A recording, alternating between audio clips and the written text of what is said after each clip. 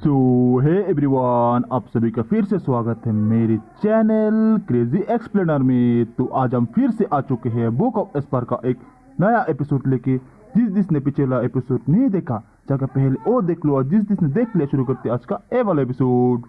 तो अब इस एपिसोड की स्टार्टिंग में हमें जीटेन सैंग को सिस्टर चुचू के कमरे में एंट्री लेते हुए दिखाया जाता है। इसके बाद में वो अंदर आने के बाद में सिस्टर चुचू से कहता है कि एडिफिस लॉर्ड चू, काफी टाइम हो गया हम लोग नहीं मिले हैं, क्या आप ठीक है? तो अब जब जीटेन सैंग ये पूछता है तो इधर डेनियर उस पर चिल्लाते हुए उससे कहती है कि तुम्हारी आंखें खाली डेकोरेशन के लिए हैं, क्या तुम्हें साफ साफ दिखाई नहीं दे रहा है? तुम्हें नहीं दिख रहा है कि सिस्टर किंग चैन बिल्कुल भी ठीक नहीं है? अब इधर डेनियर से डांट खाने के बाद में तो जीटेन सैंग भी शौक होते उससे कहता है कि प्लीज मुझे माफ कर देना मेरी इस बेवकूफी के लिए। एडिफिस लॉर्ड चू, वहाँ पे मैंने खुद अपनी आंखों से देखा था कि आपको किस तरीके से पॉइजन किया गया, लेकिन मेरे पास मेरे सेक्ट से उसके लिए एक सीक्रेट एंटीडोट है जिसको कि लेने के बाद में डेफिनेटली आपका पेन बिल्कुल ठीक हो जाएगा। तो जीटेन की ये बात सुनकर तो सिस्टर चुचू काफी ज्यादा शौक हो जाती है और जीटेन से उसकी उस काइंडनेस के लिए उसको धन्यवाद देती है। तो ये सुन जीटेन भी उससे कहता है कि प्लीज तुम्हें इस तरीके की बात कहने की कोई जरूरत नहीं है, वैसे भी हम लोग तो सेम होमलैंड से ही हैं, तो फिर मैं तुम्हारे लिए इतना तो कर ही सकता हूँ। तब साइड पे फेरी सुई भी जीटेन से कहती है कि यंग मास्टर जी, इस दर्द को कम करने के लिए हमने किंग चैन को कई सारे एंटीडोट और पिल्स दी थी, लेकिन उनमें से कोई भी पिल या एंटीडोट कोई काम नहीं करे। तो जीटेन फेरी सुई से कहता है कि मेरा ये एंटीडोट जरूर काम करेगा। तो किंग चैन भी कहते हैं कि हाँ, मैं तुम्हारे ऊपर पूरा विश्वास करती हूँ। इसके बाद में कुछ देर बाद का सीन दिखाया जाता है कि किंग चैन उस एंटीडोट को लेने के बाद में वहाँ पे बैठी कल्टीवेट कर रही होती है, और उस एंटीडोट को लेने के बाद में किंग चैन की हालत पूरी तरीके से ठीक होने लगती है। और डेनियर खुश होते हुए जीटेन से कहती है, मास्टर जी, आपकी पिल तो सच में काफी ज्यादा अमेजिंग और अच्छी थी, इसने की तो सच में बेहद ही ज्यादा अच्छा काम किया है। तो अब इधर किंग चैन भी ठीक होने के बाद में फिर जीटेन से कहती है कि अब भी वो बिल्कुल वैसा ही है, वो कभी भी किसी चीज को करने के बाद में उसका क्रेडिट खुद लेना नहीं चाहता है। जीटेन कहता है कि ओ, तो तुम ऑलरेडी इस बारे में जान गई। तो सिस्टर चुचू कहती है कि हाँ ऑफ कोर्स, मैं ये क्यों नहीं जानूंगी, आखिर एक इस तरीके का स्पेशलाइज्ड एंटीडोट सिर्फ और सिर्फ उसी के पास में से आ सकता है जिसने कि उस जहर को खुद बनाया हो। ये सुनकर तो डेनियर भी हैरान होते हुए किंग चैन से पूछती है कि मिस्टर किंग चैन, तुम्हारे कहने का मतलब ये है कि ये एंटीडोट उस पॉइजनर को बिलोंग करता है जिसने कि तुम्हें जहर दिया था? उसका मतलब ये एंटीडोट डीमन स्कैमिंग सेक्ट के डिसाइपल ल्यूजी ने दिया है? किंग चैन कहती है कि हाँ बिल्कुल सही, ये उसी का है, हालांकि उस बंदे ने आसानी से तो इस एंटीडोट को नहीं दिया होगा। तो ये सुनने के बाद तो जीटेन भी किंग चैन से कहता है कि एडिफिस लॉर्ड चू, ऐसा लगता है कि आप ही वो है जो कि उस ज़ूफेन को अच्छी तरीके से जानती हैं, और आपने बिल्कुल सही कहा, जैसे ही मैं उससे मिलने के लिए गया था तो मैंने देखा कि ज़ूफेन उस बंदे को बुरी तरीके से पीट रहा था और उसे वो एंटीडोट देने के लिए मजबूर कर रहा था, लेकिन तुम तो पहले से ही उसके स्टाइल को जानती हो, वो कभी भी इस तरीके के दयालु काम को करने की बात को नहीं मानेगा। तो किंग चैन कहती है कि वो अपने उस कोल्ड फेस के पीछे हमेशा की तरह ही जिद्दी है, और मैंने तो उसे एसोटेरिक डिबेट में ऐसा कई बार करते हुए देखा है। तो किंग चैन की ये सारी बातें सुनने के बाद में तो डेनियर भी उससे कहती है कि सीनियर सिस्टर, कहीं आप ये तो नहीं कह रही है कि ये एंटीडोट उस ज़ूफेन ने ही दिया है? मगर लेकिन वो तो वहाँ उस स्टेज पर आपको डांट भी रहा था कि और क्रूल बनो और बीती बातों को भूल जाओ। तो किंग चैन उसे बताते हैं कि वो ऐसा इसलिए कर रहा था क्योंकि उसे मेरे ऊपर काफी ज्यादा दया आ रही थी, वो नहीं चाहता था कि मैं इस तरीके से फिर से किसी और खतरे में फंस जाऊं। इनफैक्ट मुझे भी उसकी ये सारी बातें सुनने के बाद में काफी ज्यादा खुशी हुई, और यहाँ तक रही बात उसकी कोल्डनेस की, तो वो हमेशा से ही ऐसा ही कोल्ड रहा है। सिस्टर चुचू की ये सारी बातें सुनने के बाद वो तीनों लड़कियां काफी ज्यादा कंफ्यूज हो गई होती है आखिर इन दोनों के बीच में एग्जैक्टली है क्या है। बस ये सारी चीजें दिन ब दिन और भी ज्यादा जटिल होती जा रही हैं। इधर जबकि यंग मास्टर तो गुस्से में अपने मन में कहता है वो कमीना फिर से वो एंटीडोट भी उसी के पास से आया है, और अगर मुझे इस बात का पहले ही पता होता तो मैं निश्चित रूप से पहले ये सब रोक देता, और मैं इन दोनों को कभी भी एक दूसरे के करीब आने की अनुमति बिल्कुल नहीं दूंगा, फिर चाहे ये सब करने के लिए मुझे स्वॉर्ड गॉड सेक्ट को ही क्यों ना ऑफेंड करना पड़ता। जीटेन तो किंग चैन से आगे कहता है, एडिफिस लॉर्ड चू, तुम इतनी सालों में काफी ज्यादा चेंज हो चुकी हो, तुम तो बेहद ही ज्यादा पावरफुल और कठोर हुआ करती थी, और कभी कभी आप उस घमंडी और स्वर्ग शक्तिमान ज़ूफेन से इतना डर गए कि आप उसे फिर कभी नहीं दिखी। तो अब जीटेन की सारी बातें सुनने के बाद में तो डेनियर किंग चैन से कहती है कि क्या सचमुच? जो सुनकर तो किंग चैन काफी ज्यादा शर्मा जाती है और कहती है कि मैं उससे हर कीमत पे एक्सप्लेनेशन लेना चाहती थी, लेकिन जब मैंने देखा कि वो निंगेर के लिए कितनी दूर तक बढ़ चुका है, तो तब मुझे पता चल गया था इस आदमी का अपना खुद का एक रास्ता है और मुझे उसे उसी पर चलने देना चाहिए। तो निंगेर का नाम सुनकर तो योंगनिंग और सोइंगर काफी ज्यादा हैरान हो जाते हैं। हैरान होते हुए निंगेर का नाम लेते हैं, तो देखकर वगैरह तो किंग चेन भी थोड़ा शॉक हो जाती है और फिर उन दोनों को देखते हुए उनसे पूछती है कि क्या तुम लोग निंगेर को जानती हो और क्या तुम लोग स्वॉर्ड गॉड सेक्ट की डिसाइपल नहीं हो। तब ज़ीटियन उन दोनों को इंट्रोड्यूस कराते हुए कहता है कि चलो मैं इन लोगों को तुम्हें इंट्रोड्यूस कराता हूँ। मेरे राइट हैंड पर जो लड़की है वो है टियान्यू की प्रिंसेस योंगनिंग और लेफ्ट में है टियान्यू की होली मेडन युनसुआंग और ये दोनों ही एडिफिस लॉर्ड चू की मेन राइवल है, इसलिए तुम्हें इनसे काफी ज्यादा केयरफुल रहना पड़ेगा। तो किंग चेन कहती है कि किसने सोचा था कि पिछले समय का मार्शल आर्ट प्रेमी आज यहाँ पर इस तरीके से जोक क्रैक करने लगेगा। उसके बाद फिर किंग चेन स्वेंगर के पास जाते हुए उससे कहती है, ओ तो तुम हो स्वेंगर। फियोनी ने ओवरसीज से अपने मैसेज में कहा तो था कि जू फेन ने सबके सामने ये घोषणा की है कि वो आपको चाहता है और मैं तुमसे ये कहना चाहूंगी कि तुम अपने इन प्योर लुक्स से दिखने में तुम निंगेर से बहुत मिलती जुलती हो। सिस्टर चूचू की ये बात सुनकर के तो स्वेंगर है ना तो उनसे कहती है कि नहीं ये बिल्कुल भी सच नहीं है, मैं तो तब बस उसके हाथों की एक मोहरा थी, इससे ज्यादा और कुछ भी नहीं। तो स्वेंगर की ये बात सुनकर डैनर भड़कते हुए कहती है कि आखिर कोई एक इतनी ज्यादा नाइस गर्ल को अपने मोहरे की तरह कैसे इस्तेमाल कर सकता है। वो जूफेन तो सच में काफी बड़ा कोल्ड बास्टर्ड है। तो तब उनका यंग मास्टर भी चिल्लाते हुए कहता है कि सुनो, वो दुष्ट डीमन सिर्फ और सिर्फ इनोसेंट लड़कियों को धोखा देना ही जानता है। किंग चेन, आपको उसे देखना चाहिए कि वो कौन है और उसके उस झूठे चेहरे पर कभी भी विश्वास करना नहीं चाहिए। उसने पहले तो तुम्हें फाइट में घायल करवाया और अब किसी को मारकर दवा के साथ भेजा है। वो क्लियरली तौर पर सिर्फ और सिर्फ तुम तक पहुंचना चाहता है, लेकिन आपको उसे ऐसा करने देना नहीं चाहिए। तो किंग चेन उससे कहती है कि मैं उसे तुमसे बेहतर जानती हूँ। इसके अलावा जब तक वो सुरक्षित है तब तक मुझे इस बात की कोई परवाह नहीं है कि वो मुझे अपना मोहरा बनाता है या फिर मेरा इस्तेमाल करता है। और मैं तो सिर्फ और सिर्फ इस बात से डरती हूँ कि कहीं वो मेरा यूज किए बिना ही अपने लिए कोई और रास्ता ढूंढ ले और मुझे बिल्कुल अकेला छोड़ दे। तो अब इधर सिस्टर चूचू की ये बात सुनकर तो वहाँ पे खड़े सभी के सभी लोग काफी ज्यादा हैरान हो जाते हैं, क्योंकि फेरी सुई और दोनों लड़कियां तो अपने मन में कहती हैं कि ये प्राइडफुल आइस क्वीन उसका साथ देने के लिए उसके हाथों की कठपुतली बनने के लिए भी तैयार है। तो क्या सच में ये अभी भी वही कोल्ड और डिटरमाइनिंग ब्यूटी है जो कि ये पहले हुआ करती थी। जबकि साइड पे खड़े एल्डर किंग चेन की बात सुन कहते हैं कि बेचारी ये लड़की डिस्ट डिमोनिक कल्टीवेटर का शिकार हो गई है। जबकि इधर फेरी सुई किंग चेन से कहती हैं कि किंग चेन जागो, तुम उस डीमन के चुंगल में फंस गई हो। तो किंग चेन कहती है कि सीनियर सिस्टर, हाँ मैं उसके चुंगल में फंस गई हूँ, मगर ऐसा इसलिए है क्योंकि मैं खुद उसके हाथों में फंसना चाहती हूँ। तो किंग चेन की ये बात सुनकर तो फेरी सुई शॉक होते हुए अपने मन में कहती है कि क्या कहा, वो खुद अपनी इच्छा से ही करना चाहती है। तब इधर किंग चेन स्वेंगर और योंगनिंग से कहती है कि मैं ये जानती हूँ कि तुम दोनों उसके साथ रहना चाहती हो, लेकिन ऐसा करने के लिए आपको उसे अच्छे से समझना होगा और उससे पहले तुम लोगों को ये भी जानना चाहिए कि निंगेर के साथ में क्या हुआ था। तो योंगनिंग कहती है कि हाँ, हम लोगों ने ल्यू क्लैन में सुना है उसके बारे में। जूफेन ने एंड पर उसे बचा लिया था, लेकिन फिर उसके बाद में उसकी यादें जाने के बाद में वो जूफेन को पूरी तरीके से भूल गई थी, तो इसलिए जूफेन ने भी उसे जाने दिया। तो किंग चेन कहती है कि तुम्हें कुछ पता है, लेकिन तुम लोगों को ये नहीं पता है कि वो ये सब कुछ कैसे झेल गया। जिसके बाद नरेटर एंड में बताता है कि जूफेन और योंगनिंग की कहानी फिर से वही है। इसी के साथ में उन लोगों की ये सारी बातें चलती रहती हैं और इसी तरह रात भी हो जाती है और फिर वापस से सीन वही अंदर का आता है और जहाँ पे की सिस्टर चूचू उनसे आगे कहती है कि उस समय मैं ये जानती थी कि वो अंदर से मरा हुआ नहीं है, वो तो बस वहाँ पे अपने आप को रोके हुए है और बस इतना ही। और वो जिस रास्ते जिस पाथ पर चल रहा है तो वो क्रूल और कोल्ड तो होने ही वाला है, तो फिर आखिर मैं कैसे उसकी बाधा बनना चाहूंगी। और इसीलिए ही तो मैं उसे छोड़ करके चली गई थी। मैं चाहती थी कि निंगर के साथ में जो कुछ भी हुआ था उसके बाद में वो जिस तरीके से डिसअपेयर, जिस तरीके से गम में गिर गया था, वो फिर से उस तरीके से मेरी वजह से भी ना गिर पड़े, क्योंकि जब तक वो सेफ है तब तक मैं भी संतुष्ट रहूंगी। और मुझे तो अब ये जानकारी के भी काफी ज्यादा खुशी मिली कि वो अभी भी मेरी काफी ज्यादा परवाह करता है। तो अब सिस्टर चूचू और जूफेन की स्टोरी को सुनने के बाद में तो डेनर की आंखों में भी पानी भर आता है और वो अपने मन में सोचती है कि जूफेन जैसे कोल्ड हार्टेड डेमोनिक कल्टीवेटर को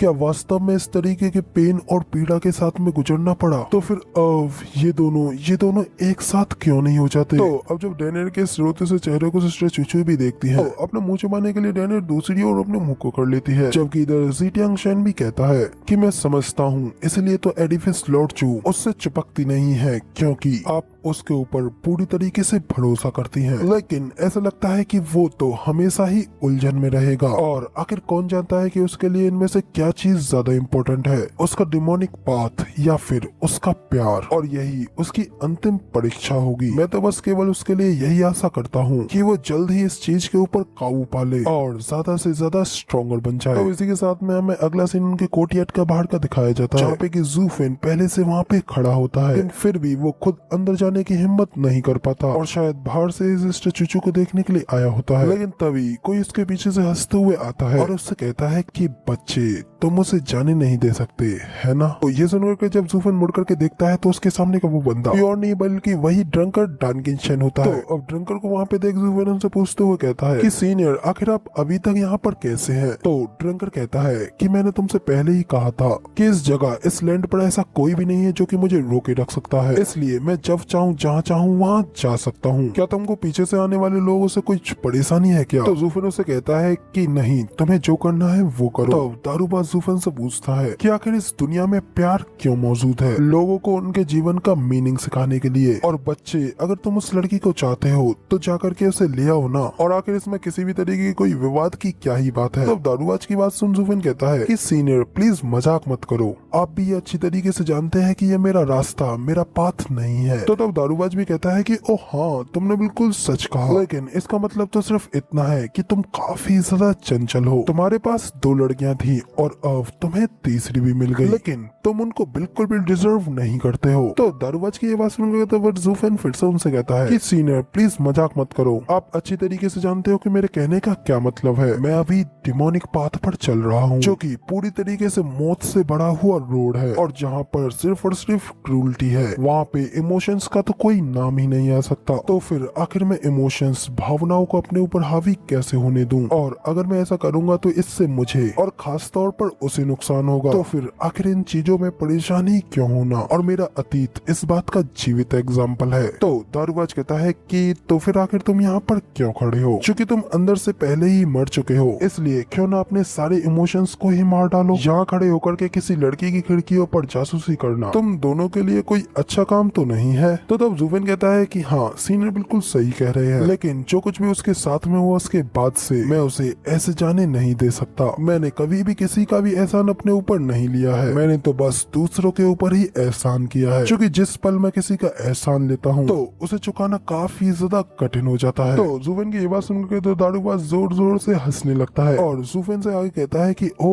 एक कहानी, मुझे कहानियां काफी ज्यादा पसंद है। इतना कहकर फिर दारूबाज वहीं उस जमीन पर बैठ जाता है और आगे जूफन से कहता है कि चलो यहाँ और मुझे बताओ, शायद मैं तुम्हारी परेशानी सुलझाने में तुम्हारी मदद कर सकूं। तो जूफन भी दारूबाज के पास में जाता है और उससे कहता है कि तो फिर ठीक है। इसके बाद में फिर जूफन वहीं पर उसके पास में बैठ जाता है और उसको बताता है कि निंगर को बचाना मेरी प्रॉब्लम थी, लेकिन इस सब का उससे कोई लेना देना नहीं है। एंड पर उसे मिस्टिकल हेवन सेक्ट में जाने के लिए मजबूर होना पड़ा ताकि मैं वहाँ निंगर को बचा सकूं, और मुझे तो ये भी नहीं पता था कि इसके लिए उसे किस तरीके की शर्त को स्वीकार करना पड़ा था, और मैं ये नहीं जानता कि अब आखिर मैं कब उसके इस फेवर को चुका पाऊंगा। लेकिन अगर मैं ये नहीं करूंगा तो जब तक मैं जीवित रहूंगा मुझे तब तक शांति नहीं मिलेगी। तो जूफन की ये सारी बातें सुनने के बाद में दारूबाज भी कहता है कि वो तो वाकई में एक काफी ज्यादा अजीब लड़की है, उसने अपने एक दोस्त को बचाने के लिए खुद को ही फंसवा लिया। तो अब मुझे अच्छे से समझ में आया कि ल्यूजी के उसके ऊपर हमला करने की वजह से तुम्हें इतना ज्यादा गुस्सा क्यों आया। अगर वो तुम्हारे फ्रेंड के ऊपर अटैक करता है तो उसके साथ में ऐसा तो होना ही था। ये तो सचमुच में एक काफी ज्यादा भारी कर्ज है, और जो मुझे दिख रहा है उसे चुकाने का तो सिर्फ एक ही रास्ता है कि उसके लिए तुम्हें अपना दिल और सोल दोनों उसे देनी पड़ेगी। तो दारूबाज की ये बात सुनकर तो जूफन और भी ज्यादा चिढ़ जाता है और कहता है कि एल्डर कृपया ठीक से बोलें। तो तब दारूबाज कहता है कि हाँ, एक डेड और क्रूल पाथ यादा यादा। जिसके बाद फिर वो आगे जूफन से कहते हैं कि बच्चे, मैं भले ही कोई एक डिमोनिक कल्टीवेटर नहीं हूँ और ना ही मैं तुम्हारे रास्ते के बारे में कुछ समझता हूँ, लेकिन दोनों ही रास्ते बिल्कुल सत्य हैं और वो दोनों ही तुम्हें दाव तक ले जाते हैं। कम से कम मुझे तो यही पता है, यहाँ तक कि इमोशनलेस और क्रूल रास्ता भी। और तुम्हें अपनी भावनाओं को कुचलने से पहले तुम्हें उन्हें महसूस करने की जरूरत होती है। तो तब जूफन दारूबाज से पूछता है कि आखिर आप किसी ऐसी चीज को कैसे हटा सकते हैं जो कि शुरू से ही वहाँ मौजूद ही नहीं है। तो दारूबाज कहता है कि बिल्कुल हम राइटियस कल्टीवेटर की तरह, जो कि अन्याय का अनुसरण करते हैं, और अगर बुराई ही नहीं होती तो अन्याय कहाँ होता, और बुराई को समझे बिना आप अन्याय को कैसे जान पाएंगे। और यहाँ एक एग्जाम्पल के तौर पे कहूँ तो यूनिवर्सल राइटियस सेक्ट, वो लोग दाएं और बाएं सिर्फ जस्टिस को ही प्यार करते हैं। लेकिन आपको क्या लगता है कि इस बात से कितने लोग अवेयर हैं कि इस चीज का असलियत में क्या मतलब है? क्या जस्टिस का मतलब सिर्फ कुछ डिमोनिक कल्टीवेटर्स के साथ लड़ना ही है? ये तो इस चीज के जमीन के टुकड़े के बराबर की बात भी नहीं है। बच्चे, तुम्हारे इर्द गिर्द कई सारी लड़कियां हैं, लेकिन फिर भी केवल वो लड़की ही थोड़ी स्पेशल है, और मुझे लगता है कि तुम उसे लेकर के काफी ज्यादा सीरियस हो। लेकिन तुम्हारी स्टोरी को सुनने के बाद में मेरे दिमाग दिमाग में एक दूसरा थॉट भी आ रहा है। तो बताओ, क्या तुम उस लड़की को लेकर के गिल्टी फील करते हो या फिर सच में ये तुम्हारे अंदर का प्यार है? तो जूफन कहता है कि मैं इन सब चीजों को लेकर के बिल्कुल भी श्योर नहीं हूँ। तो तब दारूबाज हंसते हुए और जूफन को चिढ़ाते हुए कहता है कि हाँ, तुम अभी भी काफी ज्यादा भोले हो और अभी भी इस चीज को लेकर के हिचकिचा रहे हो। तो ठीक है, फिर मैं तुम्हें एक रास्ता दिखाऊंगा। तो जल्दी से अपनी आंखें बंद करो और अपने सबसे ज्यादा पीसफुल, वार्म और हैप्पी मोमेंट्स के बारे में याद करो जो कि तुमने आज से पहले कभी भी फील किया है। तो अब दारूबाज की ये बात सुनने के बाद में जूफन भी अपनी आंखें बंद करता है और अपने उन हैप्पी मोमेंट्स के बारे में याद करने लगता है और कहता है कि मेरे पास दो पीसफुल यादें हैं। पहली ऑल बीस्ट माउंटेन रेंज में, जहाँ पे मैंने रिंगियर और जीटैंग के साथ में कुछ हंसी पल बिताए थे। तो जूफन की ये बात सुनकर तो दारूबाज बीच में कहता है कि नहीं, तीन लोगों के बीच प्यार जैसी कोई चीज नहीं होती, ये तो सिर्फ तुम्हारी सबसे ज्यादा अनमोल दोस्ती होनी चाहिए, इसके अलावा वो नहीं। तो जूफन बताता है कि मेरे पास एक और याद है जहाँ पे कि मैं एक टूटे हुए घर में था। तो तब दारूबाज पूछता है कि तब तुम कितने लोग थे? तो जूफन बताता है कि हम दो लोग थे। तो दारूबाज पूछता है कि क्या सिर्फ एक आदमी और एक औरत? तो जूफन कहता है कि एक औरत, हाँ वो वही थी। और ये सब कहते हुए फिर जूफन याद करता है कि कैसे वो उस टूटे हुए घर की छत को ठीक करता था, कैसे सिस्टर चूचू के साथ में उसने प्यार बड़े कुछ दिन बिताए। ये सब सोचते हुए उसकी आंखों के सामने सिर्फ सिस्टर चूचू का ही चेहरा आता है, जिस चेहरे को अपनी आंखों के सामने देखने के बाद तो जूफन भी काफी ज्यादा हैरान हो जाता है और उसके शरीर से अलग ही एनर्जी रिलीज होने लगती है। अब इसी तरह जूफन और दारूबाज ये सारी बातें करते रहते हैं, जिसके बाद यहाँ पर सीन चेंज होता है और अगला सीन अगली सुबह का दिखाया जाता है। जूफन अपने रूम में आने के बाद में अपनी आंखें खोल करके उठता है, फिर उन्हीं सारी बातों को याद करते हुए अपने मन में कहता है कि मेरे अंदर प्यार और लव ये चीजें है ही नहीं, तो मैं इन्हें कैसे हटाऊं? क्या ये हेवन से आई मेरे लिए कोई एक चाल है या फिर ये मेरे लिए एक और कोई नई परीक्षा है? मेरे ख्याल से शायद युनजुआन से बिल्कुल सही थे, ये मेरे लिए अपने डिमोनिक पार्ट को रीस्टार्ट करने का एक चांस है। लेकिन बस ये रास्ता इतना ज्यादा अजीब और स्ट्रेंज है कि मैं नहीं जानता कि मैं इस पे आगे कैसे बढ़ूं। डिमोनिक कल्टीवेशन डेड हर्ट के ऊपर ज्यादा जोर देती है और अगर इसमें एक बार भावनाएं उजागर होने लग गईं, तो ये मुझे वापस पीछे खींच लेंगी। लेकिन आखिर मैं इन्हें अपने पास से कैसे हटा सकता हूँ, जबकि मैंने तो अभी तक इनका अनुभव भी नहीं किया है। ये सब कुछ तो सच में मेरे साथ एक बहुत बड़ी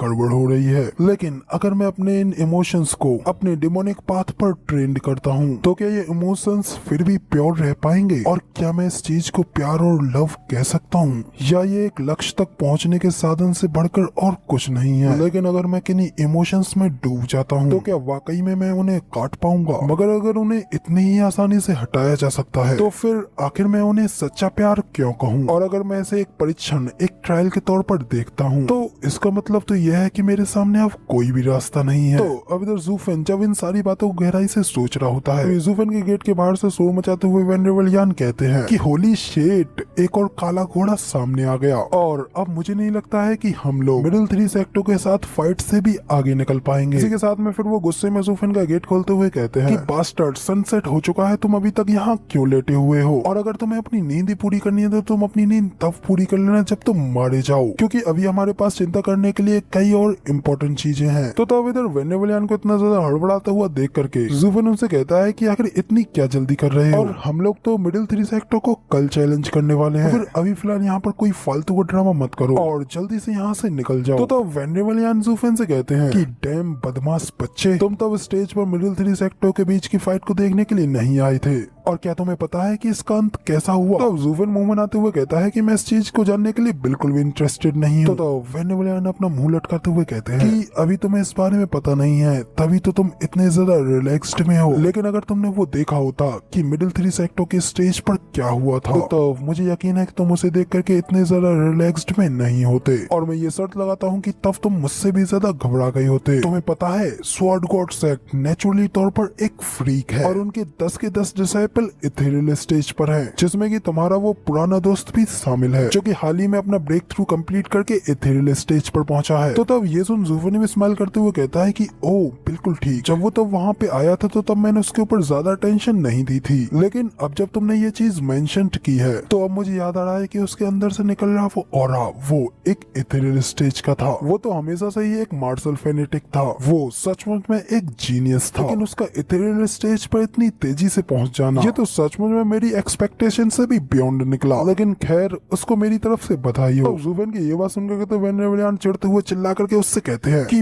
पागल लड़के, जाकर के अपनी बहन को बधाई दो। क्या तुम्हें पता भी है कि वो बंदा हमारे लिए अभी सबसे बड़ा खतरा है? लेकिन मेरे दोस्त, तुम यार हमारी टीम के लीडर हो, तो क्या यार तुम इसमें थोड़ी सी दिलचस्पी नहीं दिखा सकते? और क्या तुम्हें पता है कि स्वॉर्ड गॉड सेक्ट की लाइनअप बिल्कुल सुपीरियर 3 सेक्टों के बराबर ही स्ट्रॉन्गर है? और क्या तुम जानते हो कि मैच में उनका प्रदर्शन कैसा रहा? उन लोगों ने अपनी सभी की सभी सिंगल और टीम फाइट सभी की सभी जीत ली, यहाँ तक कि डीमन सोल सेक्ट और हेवन थ्रिलिंग सेक्ट उनसे एक बार भी नहीं जीत पाया। ये सुनकर तो ज़ुफेन भी एक्साइटेड होते हुए कहता है कि ओह, ये तो काफी ज्यादा अमेजिंग है। तो वेनेवलियान कहते हैं कि हाँ, वो लोग वाकई में काफी ज्यादा अमेजिंग है, और स्वॉर्ड गॉड सेक्ट हमेशा से ही मिडिल 3 सेक्टों में टॉप पर रहा है। लेकिन बाकी के 2 सेक्ट भी इनसे ज्यादा पीछे नहीं है, और उनके पास उनका वो लड़का जेंटल स्वॉर्ड भी तो है। उसने भी अपने मैच में अपनी ग्रेट पावर्स को दिखाया था, लेकिन फिर भी मुझे यकीन है कि उसने अभी तक अपनी फुल पावर्स को शो नहीं कराया है। वो पूरा का पूरा स्वॉर्ड गॉड सेक्ट पूरी तरीके से प्रिपेयर होकर के आया है, जबकि वहाँ से जाते हुए वो लोग हमें टोंट मारने वाली निगाहों से भी देख रहे थे। वो क्लियरली तौर पर हमसे और विशेषकर तौर पर तुमसे नहीं डरते हैं। इसका मतलब ये है कि उन्होंने जरूरी तुम्हारे लिए कुछ न कुछ तो तैयार करके रखा होगा, और यही बात मुझे सबसे ज्यादा चिंतित कर रही है। तो ज़ुफेन उनसे कहता है कि ओ, फिर हमें और भी ज्यादा केयरफुल रहने की जरूरत है। मुझे बस अपनी फुल प्रूफ स्ट्रेटेजीज का उपयोग करना पड़ेगा ताकि हमारा हारना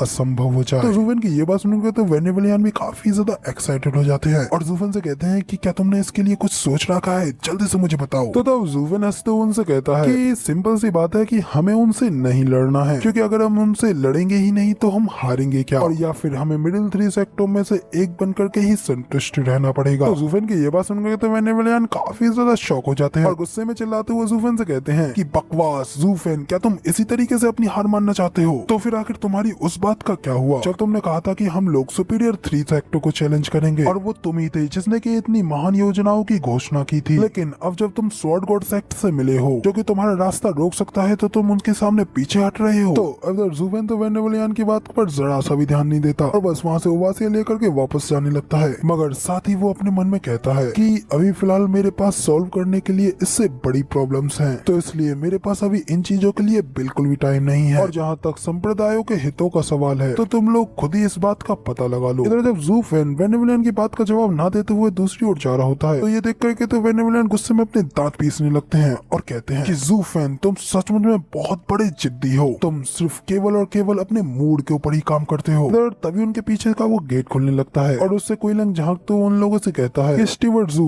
वेनेवल, हेवन थ्रिलिंग सेक्ट के लोग यहाँ पर आप लोगों को देखने के लिए आए हैं। तो तब ये सुन वेनेवलियान चिढ़ते हुए क्विलिंग से कहते हैं कि हम लोग यहाँ पर काफी लंबे समय से हैं, और हम लोगों ने कभी एक दूसरे से मुलाकात भी नहीं की, तो फिर आखिर वो लोग अब यहाँ पर किस लिए आए हैं? फिर वेनेवलियान भी वहाँ से उन लोगों से मिलने के लिए जाने लगते हैं, लेकिन ज़ुफेन से कहते जाते हैं कि बदमाश बच्चे, अभी ये सब कुछ खत्म नहीं हुआ है, और जब मैं वापस आऊंगा तब हम इसके ऊपर फिर से बात करेंगे। जबकि ज़ुफेन क्विलिंग से कहता है, हे क्विलिंग, वापस आओ, मैं तुमसे कुछ पूछना चाहता हूँ। तो ज़ुफेन की ये बात सुनकर तो क्विलिंग भी थोड़ा हेजिटेट करते हुए उससे कहता है कि स्टीवर्ट ज़ू, क्या आपको यहाँ पर किसी चीज की जरूरत है? क्विलिंग, तुम और तुम्हारे जीवन साथी के बीच में, तुम दोनों के बीच में एक दूसरे के लिए एक गहरा प्यार होना चाहिए, है ना? वरना तुम ये जानते हुए भी अपनी हार क्यों मानते? इस चीज को करने से तुम्हारी जान भी जा सकती है। तो तब क्विलिंग कहता है कि खैर, प्यार के लिए हमेशा कभी न कभी कुछ न कुछ कहा जा सकता है। तो तब ज़ुफेन क्विलिंग को बीच में रोकते हुए कहता है, ठीक है, मैं तुमसे इसके ऊपर कोई कविता सुनाने के लिए नहीं कह रहा हूँ, मैं बस तुमसे ये पूछना चाहता हूँ कि तुम ये जानते हुए भी कि डिमोनिक कल्टीवेशन इमोशनल लेस होती है, तो फिर भी आखिर तुमने ऐसा क्यों किया? ज़ुफेन की ये बात सुनकर तो क्विलिंग की बोलती बंद हो जाती है, उसकी बुरी तरीके से फट जाती है, और उसकी आंखें खुली की खुली रह जाती हैं। और फिर वो घबराते हुए ज़ुफेन से कहता है कि स्टीवर्ट ज़ू, मैं जानता हूँ कि सेक्ट का रूल है कि आपस में भाईचारा ना रखा जाए, लेकिन प्यार तो एक बाढ़ की तरह है, जो कि अपने रास्ते में आने वाली हर चीज को अपने साथ में बहा ले जाती है, और मैं पहले इस सिचुएशन से गुजर चुका हूँ, और इस चीज को बाकी लोगों से कहीं बेहतर समझता हूँ। और इस चीज के 2 पहलू हैं, एक मीठा